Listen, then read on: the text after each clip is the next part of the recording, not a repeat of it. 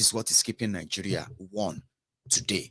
Okay, there's nothing else. Anything else they told you, well, I mean, it must be among the lies that you should man up to unravel.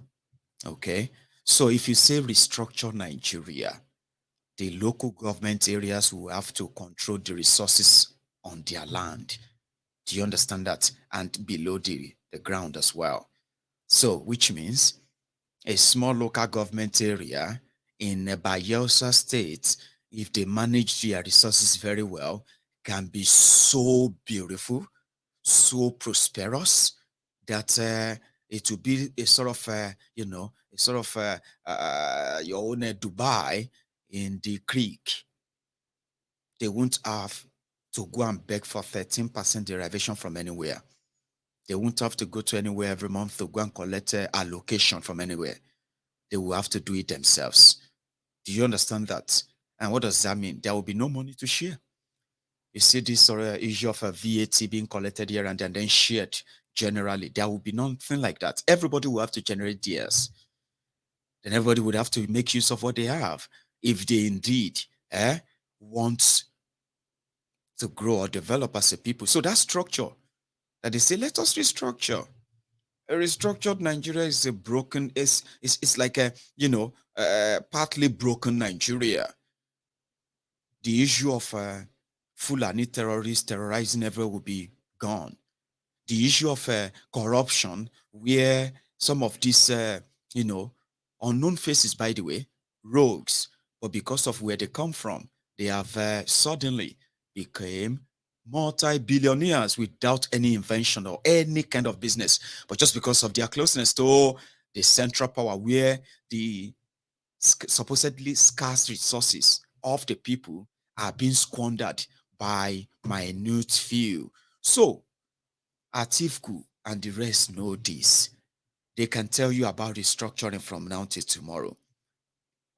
But whenever they want to be honest with it, right, they know restructuring Nigeria is a message that sells well in southern Nigeria. Do you understand? As a southerner, you understand the advantage of a restructured Nigeria. It simply means you see all this federal character stuff where you from southern Nigeria are given different kind of, sort of a target before you can be considered for anything, so to say, compared to the people from northern Nigeria, and obvious segregation that you all know about, religious, economical, and the rest of that. So if you know better about restructuring, of course, you'll be speaking grammar about it. But do you know that many of them wrote book about it? In fact, yeah, El Rufaya of Kaduna was the one who shared the APC Egbekegbe's Committee on Restructuring in 2018-2019. They used it for campaign in 2019. After that, Bukwari came and he said, what is restructuring? He didn't know. Meanwhile, they campaigned in 2015. They campaigned for it in 2019. So when I see people today coming up with different restructuring idea, speaking grammar, then you know it's this election time. They are the words that sound so nice. That kind of always catch the attention. It's always catch the attention of, listen to me, the gullible Southerners. Some of you don't know how gullible you are in this case. But again, you sometimes suffer from this Stockholm syndrome most of the time. You are in on it right now. Your emotion is in it. You want to save Nigeria. You want to do this and that. Then after you are done, after everything is done on you, then you're going to turn around and be like, what are those buzzwords again? Education for all, consumption to to production, unifier to one Nigeria, to this, to that, and all of that stuff that they're going to tell you. Everything, every buzzword will be gone. You are back to the same thing again, trying to survive under the new oppressor that if you are going to eventually validate and bring upon yourselves. So Atiku is smart. Peter Obi is smart. They are not just smart enough. they know which of the words will be soothing to you. To young people right now, the easy word is job creation. I remember very well. You see, you're going to see a lot too among all their lies. I remember very well when APC, Egbekegbe, said they were going to give you 3 million jobs. I remember how many of you became philosophers for Bokwari and Pastor Ruga in 2015. Once Bokwari become president like this, you will see it. All the terrorists will just disappear within 3 months. His body language alone will change everything. You were philosophical. You were writing everywhere. I don't know how you people even feel after anyway. Like, I don't know how people feel. I'm saying this to you right now because right now as we speak, except for those who are pretending, okay, many of you have taken sides. Yes, you have. Some of you taking side in their charade election, pushing to the second burner, right? Your legitimate advocacy for self-determination, for your resource control, for the autonomous region, every other thing you've asked for. Some of you today, you are not using the same tone anymore. You are not using the same rage anymore. You are not using the same anger anymore. Rather, what really angers you, what triggers you in this case. Do you want to know how I get to know that so many people have taken sides today? I foresaw that, by the way, but today they are happening. Okay. If you want to know those who have taken side in this whole charade, even if they are pretending, which you say something that is so unnice about Tinubu and they are Yorubas, they will be offended. They will tell you, I'm not a member of APC. I don't support APC. In fact, I don't even support all their election. Why I hate it. I mean, I hate it when many of you are always abusing Tinubu. You are always saying all the nonsense about Yoruba. Why are you? It's Tinubu, all that stuff. They get angry. And I'm like, why are you angry? Why? Why are you upset? We all agreed that those who contributed to this state we found ourselves today, whether you are Yoruba, Hausa, Igbo, Fulani, Ijoy, wherever you come from all over Nigeria, if you have been sincere to yourself, wherever state we found ourselves today, wherever state Nigeria is today, everyone from every tribe contributed to that, and they are still contributing to it. So if you remove your hypocrisy, you'll get to see that. So when did we start getting angry? Why would you get angry? Somebody says something about Peter Obi, and because you are an Igbo man, suddenly you are angry. But meanwhile, you don't support Nigeria. You don't support election, but you are angry. Why are you angry? It's because you have taken side. I have been everywhere. I've always been everywhere. Just reading people's policies, reading people's opinions, expressions, and all of that. Tracking what they have said, what they said 6 months ago on this same social media.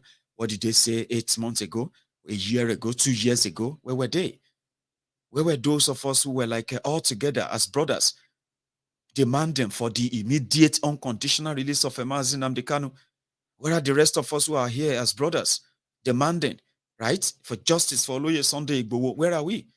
Today, more people are not really offended that much about Biafra or Yoruba nation anymore. You know why? Even if they have not come out to confess it, right? They have taken sides. They take offense. And you are like, why are you angry? Well, I always ask myself, I'm like, why are you angry? Why are you angry because I said something about Tinubu? It's not my first time. Why are you upset because I said something about Peter Obi or I said something about Atiku or any of these rogues, right? Why are you angry? Because you've taken side. Well, I know it. You should admit to that. Yeah? No? Well, the point I'm trying to make here is this. I choose never to invest my emotion into all of this. There is no dimension or any angle or any kind of a way their politics takes Listen to me. What I'll tell you is this, because of what I'm saying. What I'm saying is not what many of you are saying. Therefore, I realized that I would never invest my emotion in this, invest my time or what have you in trying to preach that there could be a light, there could be light after the tunnel. There is none. There is none. And if you want to if you want to like manage your mental health for real, you will begin to see Nigeria and their political whatever the way I see them. They are worth zero penny investment or zero emotion investment, zero time investment, zero anything investment. If you mistakenly invest one single percent of emotion, you would drain yourself beyond what you have in mind to offer. So I have also learned that human nature, right, is always going to be, sort of demanding for what they, let me put it, they're going to be investing their energy in something that is never going to, in any way, benefit them. And they will continue to despise what they could just invest half of the same energy they are wasting away in, and they could turn things around on its own. So that's why I don't have any emotion for those politicians. Okay, I don't. I don't have respect for them. Now, person where you they catch feelings for, that's when you see them as, oh, he's an old man, oh, he's a young man, oh, he's an honorable person. No, no, no, no, no. Just when you invest those kind of emotion in Nigerian politics and the rest of them, that you begin to think maybe something is about, nothing is happening. So it's a waiting game. Why many of us will keep the message going to keep reminding us that no matter what you suddenly found, no matter what they are currently telling you, there's nothing they tell you now that they haven't told you before. Okay? You just have chosen to hear them differently this time around, or you have chosen to, in a way, reshape what they are telling you into your own making reality, or let me say your own making, where you believe that it is comfortable there than the real thing. The real thing is about to hit everybody soon. And I'm not going to be one of those to be heartbroken. Okay? Because here is what I have seen. And I'll tell you APC, Egbekegbe, brought us to this stage. And the way I have seen things right now, PDP, Labour, and the rest of them who are saying they are coming to rescue you. As we speak today, none of them qualifies enough to rescue you from APC, Egbekegbe. And listen, oh, me, I like people who are, I like ambitious people. I like people who are optimistic. I am too. And that is why I am. But what happened is that I am not investing my emotion in your optimism.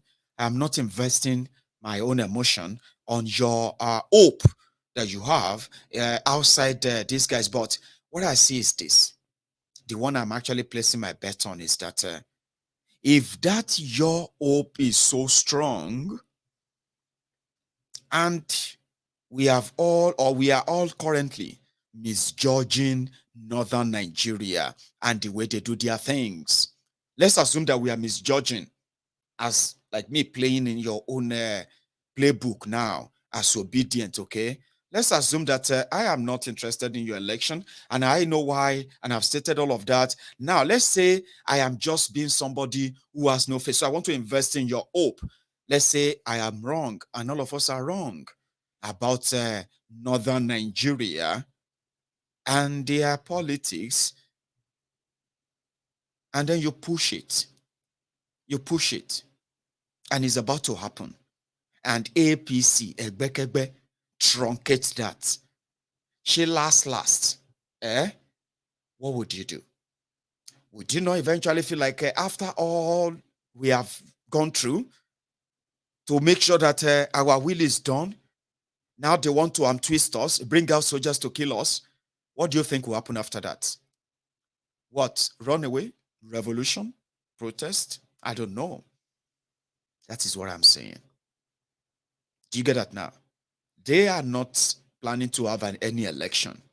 They are not. And as we speak, they are so comfortable that there is no real, any single threat whatsoever that all of you watching me right now, that you are going to escape APC, Egbekegbe, for another 8 years, the way you are going right now. Me, I am saying APC brought this division. Their election and the lies coming with it, they are now somehow attractive to some of you. You are building hope again. Now, when you open your eyes, if they ever do their charade election, now you open your eyes and they say, congratulations, President Kolu, Vice President Shitty Man. Congratulations, President, and all of that. Are you actually going to be able to live with that? Some of you are not preparing for that, Abby. Whatever is going to be your plan B, I don't know. I am just saying it to you that if you open your eyes very well now, you may find yourself in the same dragnet of, the good thing is that, is it not APC, Egbekegbe? They brought us to the state of precipice, a state of balkanization, a state of a total and then a complete, failed state. So give whatever it is. They are comfortable right now. They are not shaking. If anybody tell you that APC is shaking, that person is living in that world that some of you are creating for yourselves, especially every 4 years. But with what is on ground, you will be trapped in this contraption for a longer time. Me as a person, I have seen it. Now, if there's any shock that is going to happen, then I will wait for you to prove that. Not be me won't prove anything anymore. But you see, you watching me right now as a Yoruba man. See, I have stopped investing my own emotion, investing my resources or energy into hoping or building anything in a failed system that we have in Nigeria. We are demanding for something better, something that some of you who are looking for quick fix, your quick fix is called leadership change in Nigeria. It doesn't change anything. It is still the same Nigeria. Do you understand? Whether it's a Yoruba man, an Hausa man, Fulani man, an Igbo man, whoever is there, it is the same Nigeria. Okay? If you continue to think and look for that your quick fix, and you continue to invest your time, your life, your resources, your emotion in hoping that something is going to happen every 4 years. Listen to me. Many of us were in our teenage years 22 years ago. I was just probably 16 years old boy 22 years ago, right? In fact, what am I saying? 23 years ago, I was a teenager. I was just maybe about a 15 years old boy. Today, I'm a man, right? With a lot of kids, lots of kids. What does that tell you? You see, every 4 years, some of you are hoping that you're going to get something. You are aging. Before you know it, you will be completely off your time. Then you know what will happen? You will have to leave whatever is left of Nigeria then, whatever Nigeria has become then, you would have to leave that for your children to figure out themselves. Now, if you ask yourselves, do you see that future now? So that's why we're saying that if you are not, if you don't want to be one of those who are investing their own time and all of that into, it's going to work or it's not going to work. You can begin to advocate for what indeed would work. Restructuring won't. It's a fraud. Everybody will tell you about it. They were asking Peter Obi about it. And Peter Obi also couldn't give any concrete definition of how it's going to restructure Nigeria. They know that the true restructuring means the gradual balkanization of Nigeria by breaking the stranglehold, that dragnet they put on her, on the entire indigenous people of that place. That is the first break. And restructuring is like the disguised word for it. But Northern Nigeria knows about it. So Obi couldn't answer that. He couldn't. No. Atiku said, I will devolve power to local government. I will do the story. They will tell you anything, everything you want to hear. But they're never going to do it. None of them could. The other day, or 2 days ago, for you to know that before it touch you, sometimes you might need to speak up too. Speaking up doesn't mean that right away it's going to change. Sometimes they help in louding the voice of those who we call the dissenter views, right? The voice of those who are never going to be silenced, okay? Now, you don't wait till it's your turn. You don't wait until it happens to you. And that's one worst thing about other people generally. If it's not happening to me, then maybe it's not happening at all. You see, all over the world, the damages done to Nigerians by the Nigerian criminal leaders, past and present, right? The damages live with us. Even when you try to japa, to run away from the contraption, you are not in any way safe or away from it per se. It's kind of a stick to you because, see, there's something that people all over the world sort of knows about Nigeria. It is the profligacy of your own corrupt criminal leaders, their lifestyles, and they know that Nigeria has been categorized as a third world country, a place where you have over 100 million extremely poor people. They were made poor by your roguish criminal politicians, by the way. So the world knows.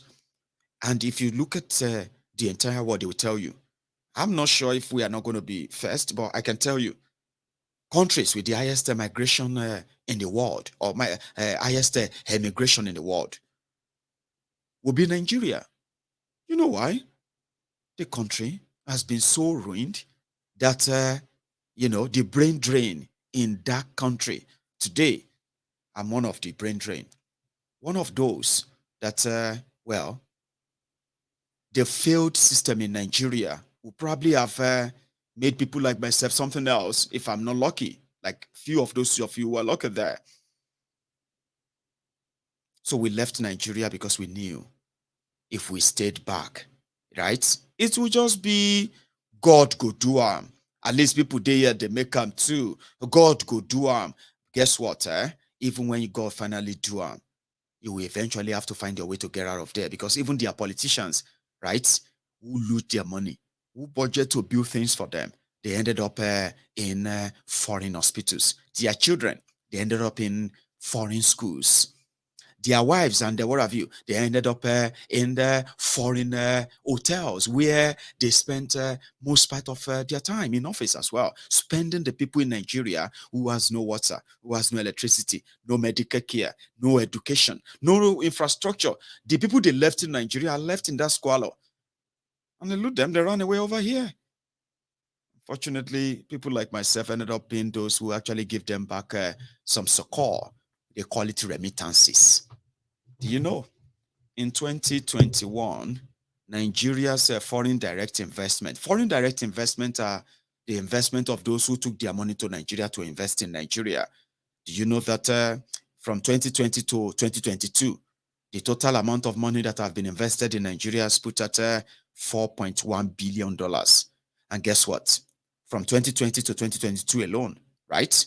Many of us, people like myself, hardworking, young Omo Yoruba, from my own sweat, like yourself too, people like me and you, we have remitted over 40 to between 40 and 50 billion dollars back into Nigeria in 2 years. Meanwhile, in 2 years, those who have gone to Nigeria to invest their money, because nobody is taking their money to Nigeria. Do you know that? Unfortunately, uh, I'm not going to be part of whatever they push or whatever eventually happened. But for those who are going to be affected, so to say, you and I, on the other hand, directly or indirectly, just get your mind ready that we could probably save ourselves from all this. Look at this. Nobody cares. They know. They treat Nigerians like, something I don't want to say. Then on the other hand, you have some set of Nigerians too. They left Nigeria, but Nigeria didn't leave them. I don't know how many of you have seen the video of these Nigerians who were fighting themselves in Dubai, in UAE. Nigerians were doing courtism in UAE, right? There are many horrible things that they claim Nigerians come to do there, but these were actually videos where Nigerians were moving into their fellow Nigerians' homes, right? Butchering them, macheting them, and all of that. So blood everywhere, killing themselves. Because Ake is fighting a year, or a year is fighting this one, that one is fighting that one. In Dubai, so that has brought so many, many untoward attention to Nigerians there too. The Nigerian government is not really helping too. So everybody is a sacrificial lamb. If it hasn't happened to you, right? Doesn't mean that it is not happening. The other day, 2 days ago, by the way, some of Nigerians who were traveling to Dubai using the Nigerian passports, they were stopped at the airport. No reason was given, no nothing. And I think they were like telling them that they couldn't come in. For the past 2 years now, Nigerians who are living in Dubai, they have faced the worst of the worst treatment that you can never see meted on any foreign nationals in any country. I have not traveled to many places, right? I can tell you this. If anybody asks me, what do you think of Dubai? I'll tell you. If you're a Nigerian with a Nigerian passport, just look for somewhere else for your own sake, because you just don't know what could happen. It has become so bad. And since we are all on our own, once you say you are a Nigerian, you are on your own. Yes, you are. It is sad seeing this video of a lady was even begging, they had to keep them there for hours. Nobody was telling them anything. Nobody was helping them. Some of them were tourists, going to Dubai to go and spend money. But nobody cares about that blood money that some of you probably don't even know that you are living in a bloody country where they told you that until something happened to you, don't ever believe that they're happening. Abi? Sometimes you find out or figure it outside and you begin to ask yourself, man, this country, where yes, no, it is real. We have a human right. United Nations, if I take United Nations and all these things, it doesn't make sense. I have a human right. They approved my visa before I came here. I used my money, I buy my ticket. I came to visit. I'm not asking to stay. I don't want to stay anymore. Go outside. Tell her to go outside. Go outside. Go outside. Go outside. That's what is happening right now. We are stranded in Dubai. Look at all of us. There are so many of us. Somebody should help us, please. We didn't commit anything. For what reason? They approved your visa. So, on many occasions, people have reached out to me. My Egon, please, we are having this problem. We're having that problem. I'm like, listen, let's just we'll speak out. We'll speak about it. But ordinarily, if you are an American or if you are British, right? If you run into any trouble anywhere in the world, even if you commit any crime, you still have to get what is called the consular support. It comes first, right? For countries that are respected, but they don't have any respect for anyone like that. You've not earned it. Every now and then, you continue to empower your oppressors simply because of your momentary and then what do you call it? Should I even call it a generational stupidity that some of you don't like to admit to? Those of you are always promoting and defending your oppressors. Unfortunately, outside Nigeria, the world knows you better. They do. And they treat you accordingly. People read the news. It's not like in Nigeria where they don't let you know what is going on around you. The whole world knows what is going on in Nigeria and they treat you accordingly, just according to that. Unfortunately. So if you know do there, they will teach you from outside just to let you know that if you still don't believe that Nigeria, as they have done it so far, has really damaged whatever it should be, our own pride in any way. They've damaged all of that. So anything you do is just called damage control, trying to, we have rights. You don't, the whole world knows that if you are a Nigerian, you don't have any rights. Okay? You yourself, you know it. Apart from saying it, you know that you don't have any right anywhere. In Nigeria, you have no rights. Buhari's government, all of them, they make you realize that you have no right until they say so. That is why everybody is always like out there, help us. These policemen slapped us, they collected, because you have to ask and cry out. As a citizen, you should never be treated like a garbage as we have been treated back in that place. You know it. People being kidnapped, abandoned in the hands of their kidnappers. Rather, their kidnappers are being pampered, rewarded, and all of that. Do you think the whole world don't know that? So if they treat you anyhow, do you really think that is what the United Nations will now say? Why did they treat you like that? I've told people, I said, listen, I'm in the UK now, Abby. I have every right to be here and all of that, Abby. And because they say I feel be here, do you know that? Tomorrow, if they say, oh, yeah, Ogbeni, we don't want you here anymore. Get out of this place. We'll give you 7 days.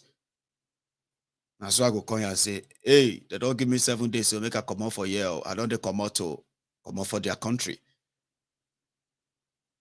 But even at that, anyway, I think they will still allow me to exercise some of my rights as well. Like in Nigeria, you don't get any right. So as a typical Nigeria, right, you're just going to know that you don't have any right other than places. Now, it's sad though.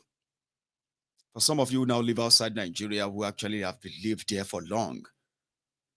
Many of us who are like, yeah, these people are racist. That one is racist. They don't like us. They colonized us. They did this, they did that. So many of us who have all those sentiments and all that, right? But you know it's that even where you are treated as human being. You are respected, right? You're right. If once your right is violated, there are places where you could go and all those, and you can get a redress, right? As a Nigerian who is watching me from Nigeria right now, is it no be man knows man?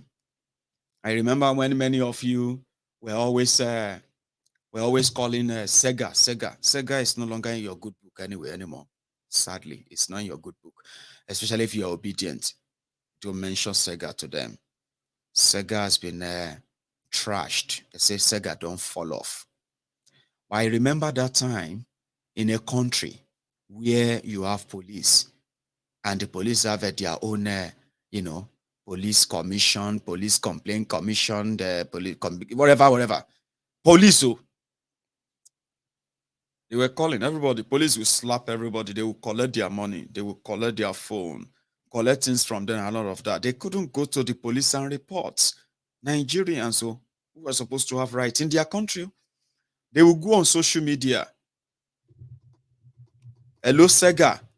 As I was coming out of Ajegunle and I entered Moto to Obalende, as I got to Ojota, you see these 3 policemen, they stopped my Uber. When they stopped my Uber, I always read those stories, back in those years, yeah? You know what they were doing? Nigerians, they were calling on Sega to go and help them collect their money from the Nigerian police that robbed them. Or more. No be when they rob you, you're supposed to call police. You don't have any right anywhere. You know it. Now, Nigerians themselves will be telling you that you have, what's it they call that one? You have a freedom of speech. But freedom after speech is not guaranteed. Oppressed people, quoting quotes. Oppressed people that have been oppressed, people that have been ripped off. Now, them, they quote quotes because they are defending their oppressors. So instead of you to report to police, you will report police to Sega. Sega will now go on Twitter Philosophically, this is it's an aberration to the fundamental human right under the section this and that, and then the fundamental human right under the United Nations Commission. The Nigerian Police committed this is under the Police Act, and because of this, the Nigerian IG who said it, Baba, calm down now. Baba go just so straight like that. But before you know it, police will collected 40,000. Go just say, "Now me collect the 40,000." Say, "I can't collect your 40,000." The one that collected the 1 million, we just say, "Sega, I mean collected the 1 million. Come collect your money." Oh. On top waiting now. Which level? All this code, United Nations, plus America, plus waiting. That was how terrible it was. And it is just to show you the state of things in Nigeria. And it is still the same now. That is why some of these obedient are saying, like, Sega is angry. It's not going to be relevant again when Obi become president. Nigerian police is going to be a new police. Nobody will need to go and call Sega to come and bail them out again. Or more. I don't know what will happen. Or they believe so. They believe that. They didn't like it. They didn't like the fact that Sega felt so powerful and all of that stuff. But all I'm saying is that it's about rights. Even me, people will call me, Mayegun, please help me. They arrested my brother today. I say, me, now Scotland that they live. Oh. How could you be asking me to help you? They arrested your brother in Obalende. Also arrested your brother in Ibadan. Now Glasgow they live. Are you? Because I know you may. Okay, you know what? I'll give you Sega number. Yeah, go and call Sega. Sega has money to help at least 2 or 3 people. I'll be like, hey, Sega. But they say Sega don't fall off now. So myself no they help people with their arrest anymore. It's an example of a failed country. That's what I'm trying to tell you. Do you understand? That's the example of what you have. So some of you are open. Okay, then do you have plan B? Do you? Do you have plan B? Since some of you are investing your emotions so much in Obi coming. So if it doesn't come, what's the plan? Okay, maybe I shouldn't ask you. It should not be my business, okay? So I'll take that back. It's none of my business. But ladies and gentlemen, like I told you, there's little you can do other than what you can do in your own capacity. If you have been to that stage, if you have gotten to that stage whereby none of this whole thing freaks you anymore. Do you get that? None of the sweet talk, none of the political nonsense. In fact, none of what they say about Nigeria freaks you anymore. If you have gotten to that stage, I am saying congratulations. You will never go back. You don't know what you have done for yourself. People are sleeping and waking up on top this Nigeria issue. Many people right now are really, really hoping. Some don't even care whether na Atiku, whether na Obio, may APC just go alora merami and a conraboy. That's what some people are praying for, but it is not in their control. Now waiting you sabi control, you go they wish say maybe with your prayer go come pass. I mean come true. Listen to me, oh. Nigeria is a mix of madness. And there is no way you can even use it or you can compare Nigeria with any other African country. Don't try it. Don't let anybody lie to you. I've seen some of you jumping up and down for Zambia. The entire Zambia, I'm not sure they are up to Ogun State. I'm not trying to reduce them, but anyway, but yeah, I don't know the population of Zambia. And in Zambia, they don't have 250 ethnic nationalities, do they? They don't speak over 500 languages in Zambia, do they? Don't let anybody use any motivational this thing to cajole you. Acquire to maguire, aspire to acquire, require to retire, and all those things others aspire to maguire. Don't listen to them. Nigeria is a basket case of weary, like everything day inside. Many weary one leg, including hypocrites, liars, pretenders, and all of them, and they shout In the name of, in the name of our Lord Jesus Christ, in the name of Allah, in the name of this and that. Everybody they shout God, God, God, God. In a mad place. Don't let anybody use all this motivational, our motivational speaker. Don't let anybody use any motivational whatever to cajole you about Nigeria. In Nigeria defy all logic. Do you understand that? Nigeria, everything that defies all logic. Don't even try. Except if you really want to do it for money, which is what everybody does anyway. Go in there and do it for money. Take your own and walk away. Turn by turn Nigeria Limited. Do you understand? So everybody will collect their own. Everybody will collect their own share. If you like, try to pretend that you are neutral. If you like, pretend that you are sitting on a fence. You see the whole thing, when the whole place come crashing. Now, those of you who are pretending to be sitting on the fence, now you are pity most. Because you see that fence as it all is reach, now one, everything will scatter. You see when a house collapse, and they say a building collapse in Lagos. You see, now when the building collapse, everything inside it will be buried inside it. Some of you, they rumble from the fallen fence. You know, they say Ogiri Alapa. There's no neutrality in what you have right now. That is why I'm saying that everybody should just know that whatever you choose, there are consequences. And when the consequences come, unfortunately, no be only you go share them. It's not going to be limited. It's not going to be limited to you. But it is always good for you to remember it, hopefully, because that Stockholm syndrome of a thing is an issue. If they don't want us they actually want us to leave Nigeria. They want us, all of us who probably feel like Nigeria should not be like that. They would like to see us gone and gone for good. You know that, and that is why people are emigrating and immigrating. They are moving away from Nigeria. Young people, and most of us are being exploited all over the world by the world that is so cold. And since it is so cold outside, trust me, the criminals in Nigeria who could use the skins of the wearies, the morons that are falling for their tricks all the time, they could use their skins, right, as just like the cow skins, so they can use you as a shield because it is cold outside, and you will continue to pay for that. By the way, so they are okay with that, and they are okay with that. Then what are you okay with? Be on the run forever, because with this Nigeria, there is no way out. Yes, there is none. Right? So thank you. To our brothers and sisters in Dubai, you know what I have to offer you? Now prayer. And the prayer is that all of you, right? Now Nigeria forced you out of Nigeria. Don't pretend. Okay? Now that you are in Dubai, Nigeria is happening to you.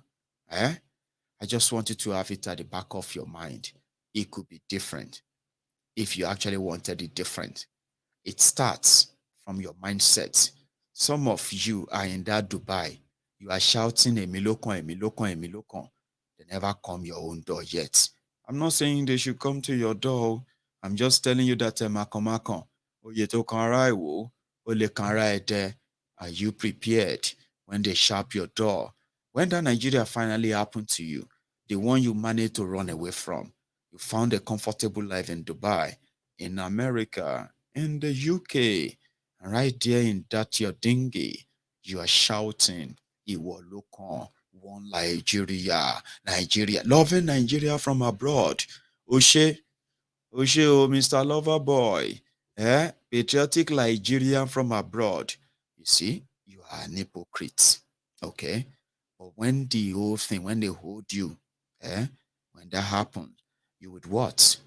You will understand what it feels like, right? To be abandoned, especially by a country that you have been pretending to love. I think that's when your fake love is going to be probably exposed, like, It's never going to make you feel better with it. I'll stop here. So I am going to call it a night. I thought I would take calls. I actually wanted to take calls. But what happened is that something popped up.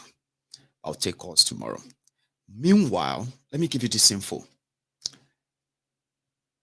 This month, okay, what we paid for, I don't know how many of you have been seeing our billboards out there. If you are in Nigeria and you've come across some of these billboards in anywhere, it's just our way of sending that message and say, don't forget, the only thing you have is that Yoruba land. No matter what they told you, no matter what you are telling yourself, a day is coming and we will continue to remind you, the only thing, the only identity that will care for you, right, is the identity of who you are. You are a Yoruba man, a Yoruba woman, a Southwesterner. You are a nation before Nigeria. But satisfy yourselves. We will keep reminding you, right, that except we all retrace and come back, right, to demand for what genuinely is ours. Put it this way, Nigeria projects where everyone is already marginalized or shortchanged, right? The homegrown revolution that is going to displace the criminals who have kept us perpetually down for Nigeria to force rape us, so to say, and they continue to do it. When I say force raped us, they took everything. That could have been an investment into the future. I'm talking about our children. In Yoruba land, everything is depleting, depreciating, and depreciating. Now, we will continue to remind you that if you don't do something now, and you continue to promote this one Nigeria under this injustice, inequity, and all that, right? Listen to me. Your children would have to fight the battle when you are gone. Maybe if you understand what it is, you probably will do your best now before you are gone. That's my part. I'll play my part. I won't force anyone. It is always voluntary. So we are going to get back onto that. So we already paid, we already paid the millionaire this month. Last month. This is the 1st of September, right? So we might get back on our fundraiser now, where we can do more if we choose to. Yes, people have been asking. We have over 5,000 of us already on the Yoruba Union platform. Many of you are more or less like, no, my God, this is not why we are here. What's going on? We want to get all our programs on and going. How are we going to do that? I have devised a means. I'm going to discuss it. We will likely have our People's Parliament on Mayegun's Diary Political tomorrow. And if you would like to be part of it as a Yoruba man or woman, you are welcome to join us. So I'm going to throw the options open for us tomorrow. If I get an approval, if I get the support, if you turn up as usual, right? Sure, we might begin to cause that trouble, that distraction. I mean, I'm talking about the media war that is going to give all these APC, Egbekegbe, and the rest of them a good run for their money, especially in Yoruba land. I won't say much, but we'll see tomorrow. So thank you very much for your time. I appreciate this. And then you can still like my broadcast. You can still like this and share it before you probably go to bed. I'll see you some other time. So good night from here.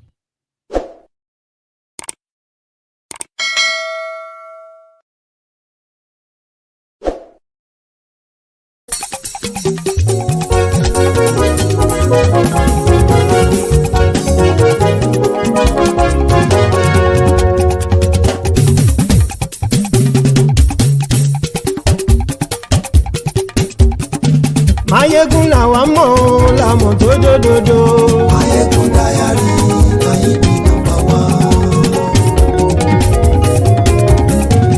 Mayegun làwa mọ̀ làmọ̀ tó dòdòdò. Mayegun Diary, Nayibi #1. Mayegun ti dé o, ọ̀rẹ́ ará ìlú.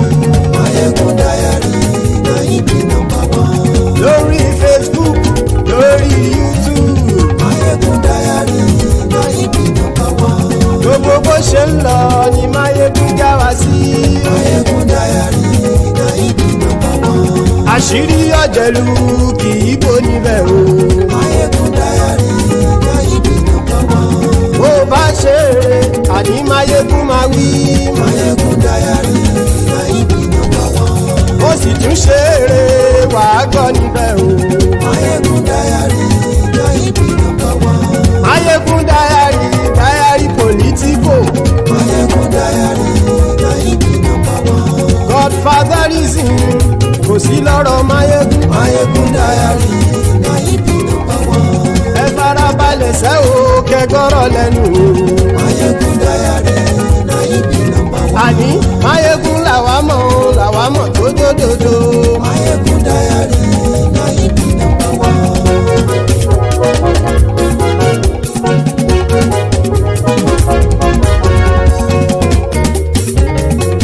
àní ẹ̀sùn ràkì. Máyégún ti dé. Máyégún ti dé. ọ̀jẹ̀lú ẹ̀sùn ràkì. Máyégún ti dé. àní ẹ̀sùn ràkì. Máyégún ti dé. lórí Facebook. Máyégún ti dé. àní ẹ̀sùn ràkì. Máyégún ti dé. lórí YouTube. Máyégún ti dé. àní ẹ̀sùn ràkì. Máyégún ti dé. bọ́ bàbá gbé wúrẹ́. Máyégún máa wí. àní ẹ̀sùn ràkì. Máyégún ti dé. ijó ìgbádìyẹ. Máyégún máa wí. àní ẹ̀sùn ràkì. Máyégún ti dé. pẹ̀sìdó bá rúfin o. Máyégún máa wí. àní ẹ̀sùn ràkì. Máyégún ti dé. kí gómìnà kówó jẹ. Máyégún máa wí. àní ẹ̀sùn ràkì. Máyégún ti dé. ọlọ́pàá tí ń darí bá. Máyégún máa wí. àní ẹ̀sùn ràkì. Máyégún ti dé. aṣòfin tí ń rúfin o. Máyégún máa wí. àní ẹ̀sùn ràkì. Máyégún ti dé. òpùrọ́ olóṣèlú. Máyégún máa wí. àní ẹ̀sùn ràkì. Máyégún ti dé. ọ̀jẹ̀lú ẹ̀sùn ràkì. Máyégún ti dé. àní ẹ̀sùn ràkì. Máyégún ti dé.